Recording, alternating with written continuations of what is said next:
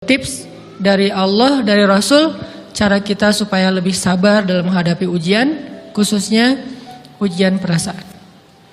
Pertama, saya mengambil dari hadis riwayat yang diriwayatkan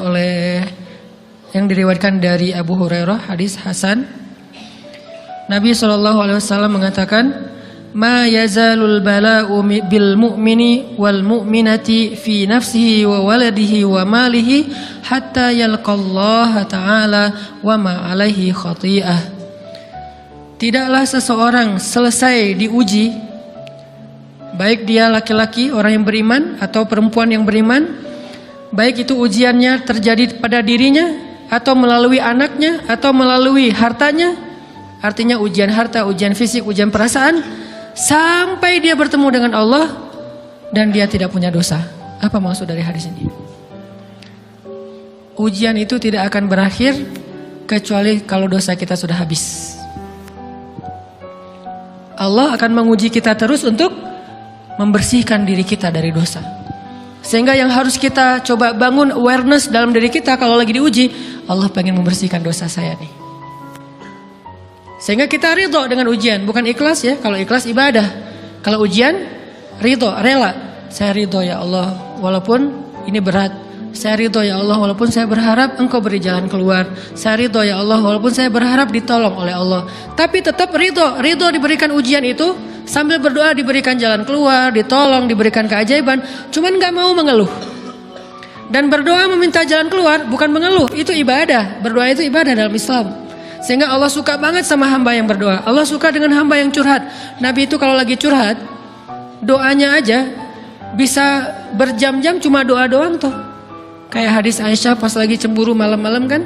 Aisyah lagi tidur, ini jatah malamnya Aisyah. Tiba-tiba dia nyari-nyari raba-raba, Nabi gak ada. Dicari di kamar mandi gak ada. Biasanya Nabi sholat di sebelah Aisyah. Wah, curiga nih, jangan-jangan ke rumah si fulan. Dicari ke rumahnya, ditelepon gak aktif, mungkin lagi dicas, datang ke rumahnya. Ketuk pintu.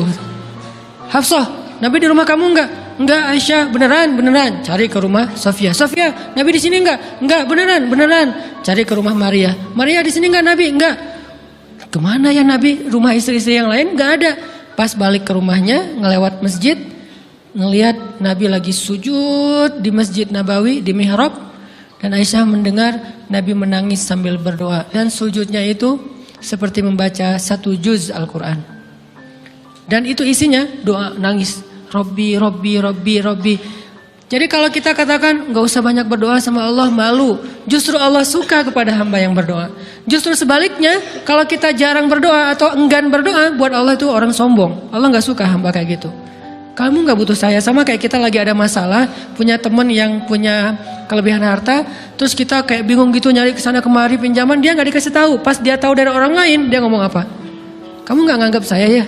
Emangnya saya bukan teman kamu? Kok kamu punya masalah keuangan tapi saya gak dikasih tahu, malah saya tahunya dari orang lain? Tersinggung kan? Kalau teman kita aja tersinggung, apalagi Allah. Kamu punya masalah kok gak ngomong ke saya, wahai hambaku? Bukan berarti Allah gak tahu. Allah tahu, cuman Allah berhak, bukan ingin ya, berhak untuk dilibatkan. Allah berhak untuk dicurhatin. Allah berhak untuk dijadikan tempat kita untuk habis-habisan menangis dan melampiaskan masalah kita kepada Allah dalam bentuk curhat-curhat dan doa. Sehingga kalau kita berdoa, ya Rabbi, Allah langsung inni qarib, mendekat Allah kepada kita. Jadi teman-teman yang dirahmati Allah, kalau kita punya masalah, kita coba bangun awareness, oh Allah pengen membersihkan dosa-dosa saya nih.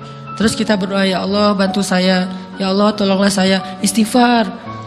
Saya kadang-kadang ngerasa nih, kalau ada dosa, ada kesalahan, ada kekeliruan yang saya lakukan misalnya gitu, kalau saya nggak kuat istighfarnya, bentar lagi akan diuji sama Allah. Ujinya macam-macam, alhamdulillahnya ujiannya masih ketahan. Pasti diuji sama Allah. Kalau istighfarnya nggak kuat, taubatnya tuh nggak kuat, langsung diuji sama Allah. Dan saya langsung sadar, oh benar berarti yang tadi nih lagi dihapus sama Allah nih. Perkencang lagi, perkuat lagi istighfar. Kenapa? Karena kalau istighfar kita kuat, berarti kan dosa kita dihapus dengan istighfar ya. Otomatis ujian kita durasinya berkurang. Makin kuat istighfar, makin berkurang. Kalau istighfarnya udah mantap, udah selesai, Allah cabut tuh ujian kita. diganti dengan kebaikan. Jadi teman-teman, kita coba sadari, oh kalau Allah menguji saya, emang saya banyak dosa. Sebelum kita mencari kambing hitam, nyalah-nyalahin orang lain, sebelum kita marah kepada orang lain, kadang wajar kita marah kepada orang lain gara-gara ucapannya, komennya, teks dari dia, wajar. Tapi sebelum itu, marah dulu kepada diri kita atas dosa dan kesalahan kita yang baru saja kita lakukan. Atau yang dulu kita lakuin dan belum benar-benar kita tinggalkan. Kalau kita ngerasa banyak dosa di masa lalu sebelum kita taubat, hijrah, berarti mungkin itulah alasan kenapa sekarang kita diuji setelah hijrah. Kenapa agak-agak harus jungkir balik setelah kita hijrah. Kenapa harus sedikit berdarah-darah setelah kita hijrah. Anggap aja itu untuk mengkifarat, membersihkan dosa-dosa kita yang telah lalu. Supaya apa? Supaya kalau kita pulang kepada Allah, kita pulang dalam keadaan bersih. Dan itu pasti akan menjadi orang yang paling beruntung. Daripada nanti diberesin di akhirat, mending diberesin di dunia kan? Soalnya kalau diberesin di akhirat, itu lebih berat.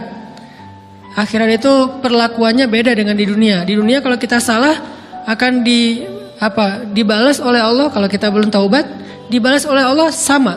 Tapi di akhirat, ukurannya beda. Sehingga heran ya, kalau ada orang yang merasa beruntung lolos dari hukuman dunia, dia pikir dia udah lolos dari hukuman Allah. Mending dia beresin deh di dunia daripada nanti di akhir berlarut-larut. Itu bahaya banget. Kalau buat saya pribadi dan saya yakin teman-teman juga kayak gitu, gak mau ada masalah di akhirat, mending masalah di dunia aja. Tapi masalah di dunia juga kita gak mau berlarut-larut, pengen cepat dimudahin sama Allah. Caranya istighfar. Tidaklah Allah memberikan kepada kita ujian kecuali salah satu alasannya pengen menghapuskan dosa. Idza kathurat dzunubul 'abdi walam yakun lahu min amalin liyukaffiraha fabtalahu Allahu bil hazan liyukaffiraha. Kalau seorang hamba banyak dosa dan dia nggak cukup amal untuk mengkifarat dosa-dosanya, Allah akan menguji dia dengan rasa sedih, dengan rasa kecewa, dengan rasa berat, sakit hati untuk mengkifarat dosa-dosanya. Itu yang kita bangun. Sehingga kalau ada masalah sama orang lain, kita memperbaiki diri dulu. Bukan sibuk dengan kesalahan dia terus menerus yang gak mau kita maafin. Misalnya ada teman kita nih, jadi clash sama kita. Hal pertama yang kita bangun, astagfirullahaladzim saya banyak dosa nih.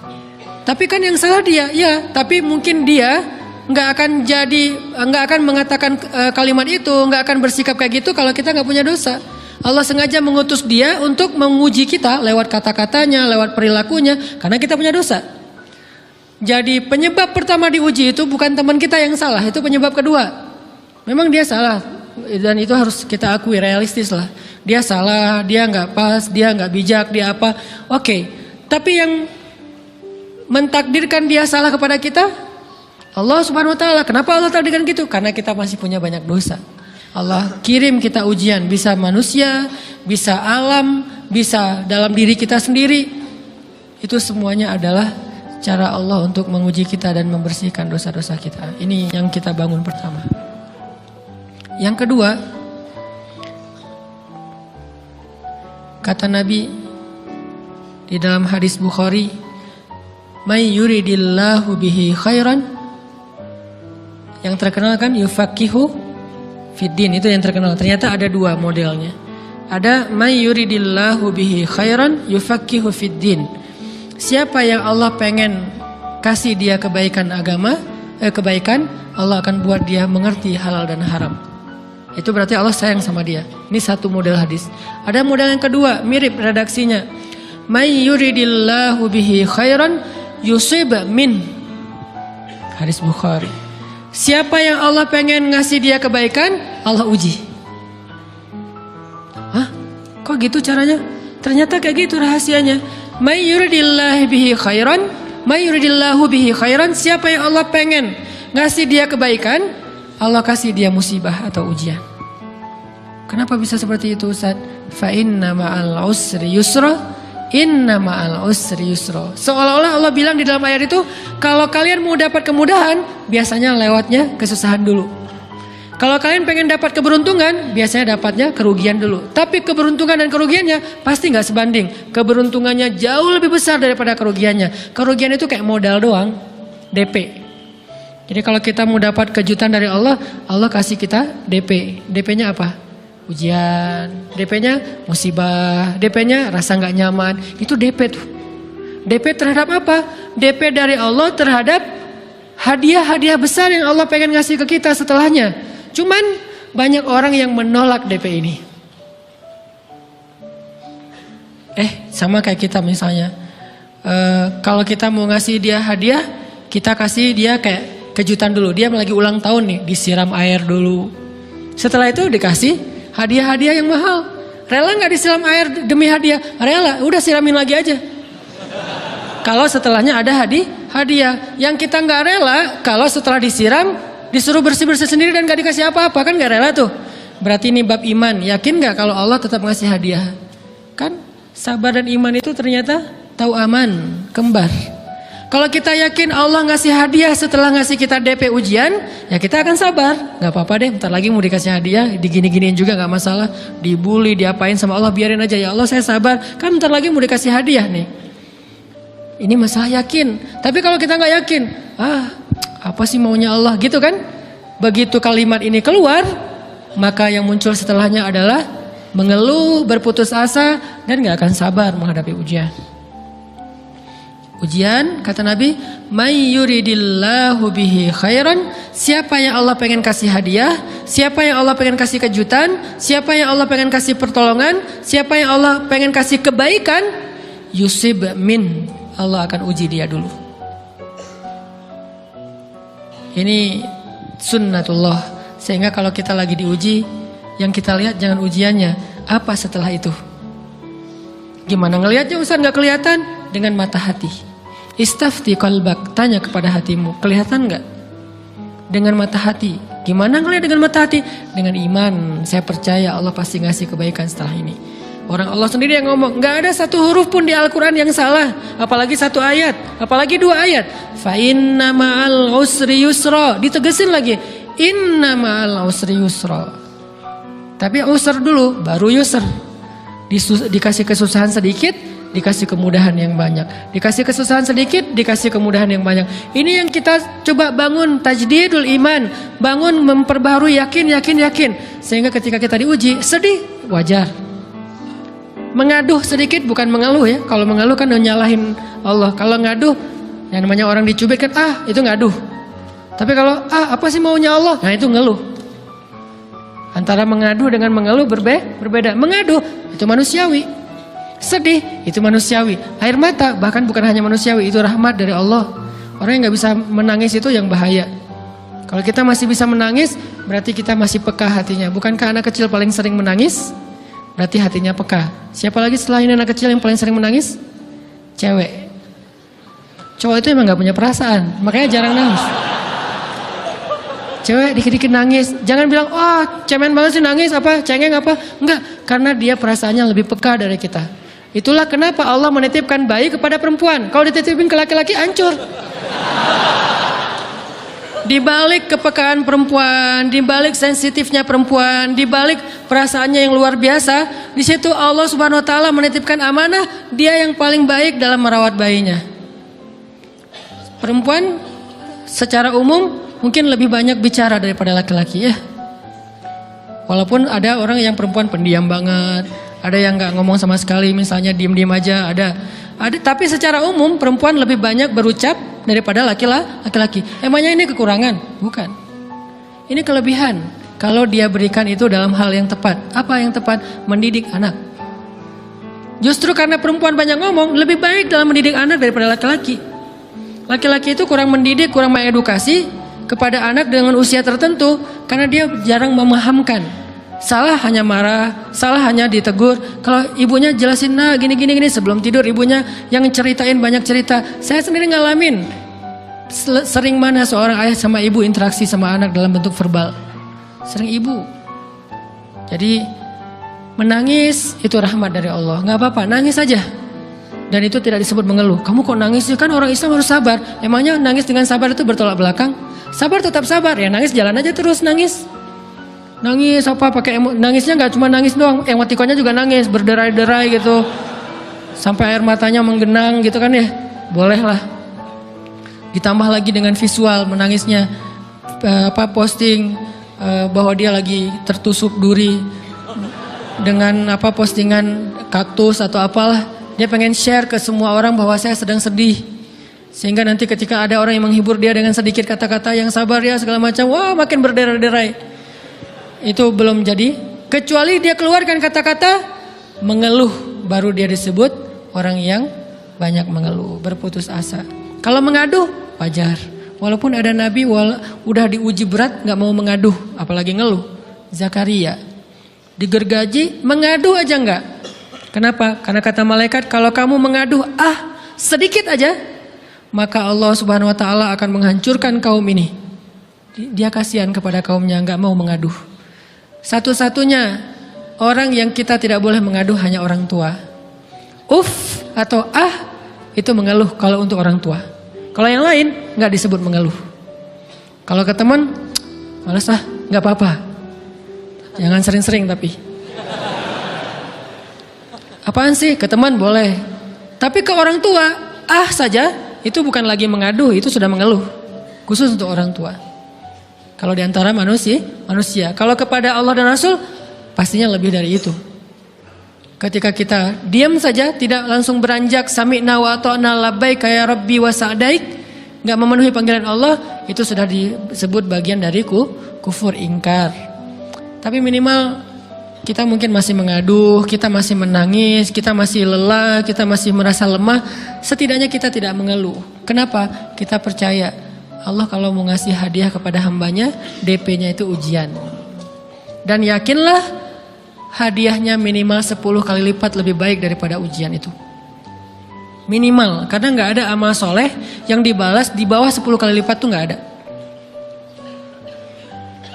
Amal soleh, amal ya bukan niat. Amal yang udah kita kerjakan minimal dibalas 10 kali lipat. Minimal, maksimalnya bighairi hisab, tanpa batas.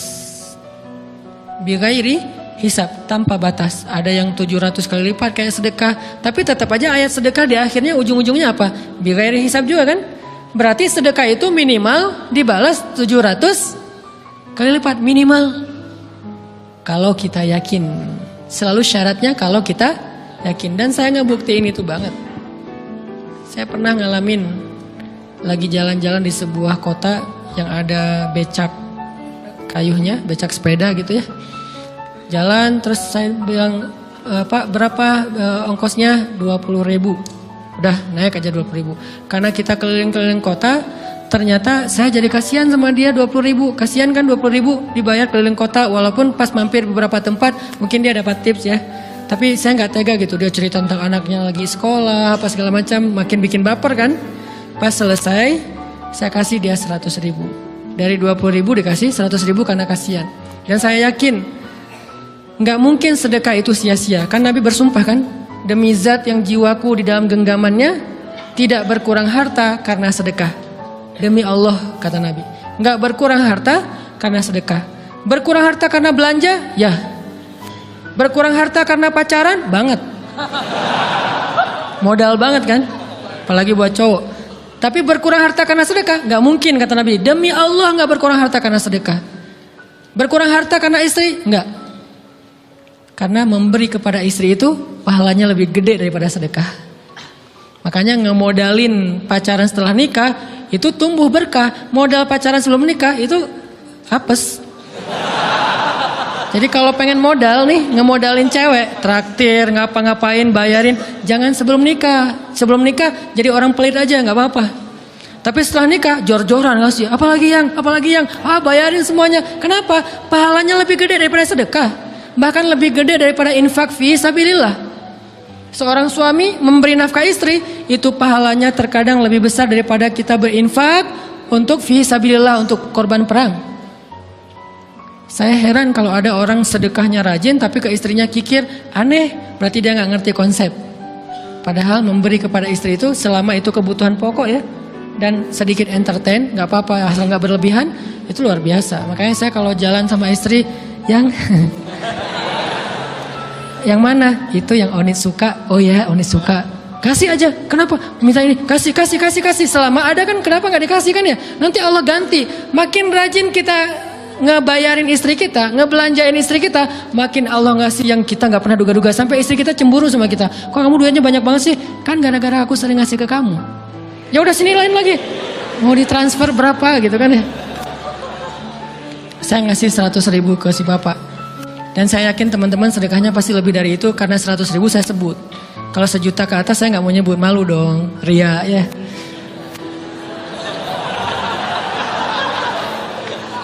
Sebenarnya nggak pernah sih. 100.000 deh, karena kan kecil. Saya kasih 100.000. Ternyata begitu saya kasih 100.000, dia doa. Nah ini nih pentingnya sedekah ke orang yang membutuhkan tapi nggak minta-minta. Dia tulus. Dia langsung doa, ya Allah Pak, mudah-mudahan rezekinya lancar, berkah, bertambah dan segala macam, bahagia keluarganya. Doa-doa ini semuanya dikabulkan dalam hitungan hari. Pertama, bertambah bahagia rumah tangganya, dapat kecupan dari istri. Dia nganggap suami saya cowok banget sih. Mulai 1 nih. 2, demi Allah, selang 15 jam kalau nggak salah, karena waktu itu malam, besok paginya ada orang yang ngejar-ngejar saya pengen ngasih hadiah.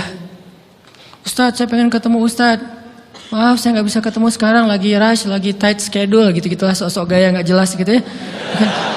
Terus Ustadz, saya pengen banget ketemu. Dia nggak ngomong pengen ketemu apa. Kalau dia bilang mau ngasih duit kan langsung saya prioritaskan kan ya. Berhubung dia nggak ngomong, ya udahlah, saya sosok jual mahal gitu. Tapi yang namanya rezeki kan gimana kita tolak, dia datang kan. Saya nolak. Pokoknya sebentar aja 5 menit nggak akan ganggu waktu Ustadz. Ya udah besok pagi ya pas breakfast gitu. Pakai gaya-gaya dikit breakfast.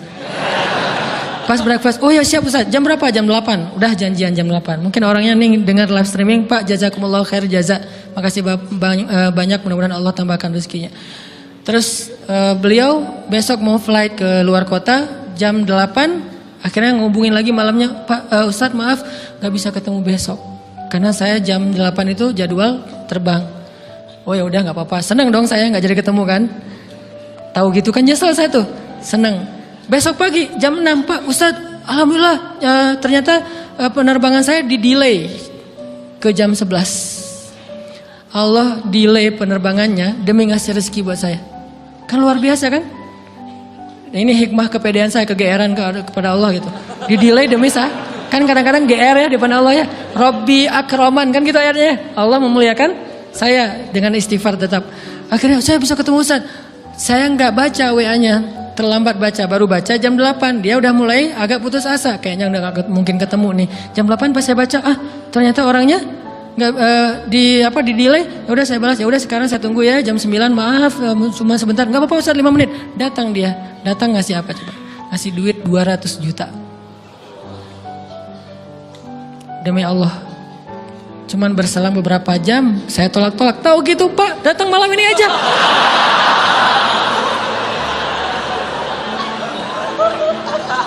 Harusnya malam itu juga saya cari orangnya. Kalau perlu saya yang nyamperin Bapak. Sherlock, saya kejar. Manusia gitu banget ya. Tapi Masya Allah di situ saya jadi tahu, oh doa orang itu lebih akurat, lebih mantap, lebih diijabah daripada doa saya. Mungkin bukan karena sedekah, tapi karena doa setelah sedekah. Ya Allah dan segala macam dimudahkan sama Allah. Itu luar biasa loh. Saya nggak percaya. Saya pikir main-main. Orang nih iseng kayaknya pengen ketemu doang, pengen selfie. Ternyata pas saya cek, ditransfer, di capture, Ustadz udah ditransfer. Saya, jangan-jangan nih jebakan Batman gitu ya. Nyari-nyari sana segala macam. Alhamdulillah ternyata emang niat baiknya pengen, alhamdulillah saya terkesan, saya dapat hidayah lewat Ustaz segala macam. Sekarang saya pengen membalas jasa Ustaz walaupun kecil 200 juta. Untung saya nggak kaget dan kemudian pingsan. Pak 200 juta stroke kan ya, bahaya. Lebih mahal dari 200 juta. Ini keajaiban ya teman-teman. Jadi kita tuh, saya kan sering bilang keajaiban itu terjadi tergantung tingkat iman. Bukan saya udah soleh banget, enggak. Saya belajar terus untuk yakin deh sama Allah. Modal kita tuh kan gini sebetulnya kan. Duit kita tuh banyak loh teman-teman. Cuman gak disimpan di bank, gak disimpan di saku. Disimpannya di sisi Allah. Bedanya apa sih? Kenapa kita kalau disimpan di bank tenang? Saya lagi punya duit banyak dari 100 juta. Di mana? Di bank. Aman. Kenapa kalau disimpan di saku? Aman. Tenang. Kenapa kalau disimpan Allah gak tenang? Kenapa kalau disimpan di Allah kita bilang gak punya duit? Ini kan gak fair sama Allah. Gak punya duit nih. Siapa bilang gak punya duit? Kan ada Allah. Tinggal minta sama Allah. Tapi gak ada wujudnya. Tapi kan ada janjinya. Bukankah janji Allah lebih kuat daripada wujud? Bukankah iman harusnya lebih mantap daripada sesuatu yang konkret yang kita lihat?